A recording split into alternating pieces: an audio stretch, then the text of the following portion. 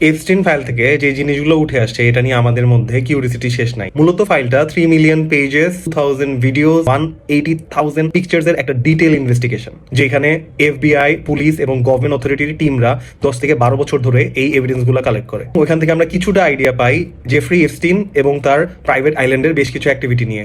অনেক high profile individuals like CEO, celebrities, royal family member, politicians আর global অনেক এলিটদের নাম উঠে আসে। পাশাপাশি অনেক phone record, emails, contact list এবং উইটনেসদের স্টেটমেন্টও আছে এটার মধ্যে। সোজা কথা ভাই, কে কবে আইল্যান্ডে গেছে, কার সাথে কার কন্ট্যাক্ট ছিল এবং কে কি করছে, অনেক কিছু এই ফাইলের মধ্যে আছে। যদিও এই ফাইলের নাম আছে মানে যে সে ক্রিমিনাল অ্যাক্টিভিটির সাথে ডিরেক্টলি জড়িত, ব্যাপারটা কিন্তু এরকম না। তবে যে আইল্যান্ডে যাওয়া নিয়ে কথাগুলো হইতেছে, সেই আইল্যান্ডে সেক্স ট্রাফিকিং, মাইনর অ্যাবিউজ এবং আরো অনেক বিশ্রী ধরনের কাজ করা হতো। 2019 সালে এপস্টিন জেলে থাকার সময় একটা অফিসিয়াল রিপোর্ট বলে যে সে সুইসাইড করে মারা যায়, আর তার মারা যাওয়ার সাথে অনেক প্রশ্নের উত্তরও হারায় যায়।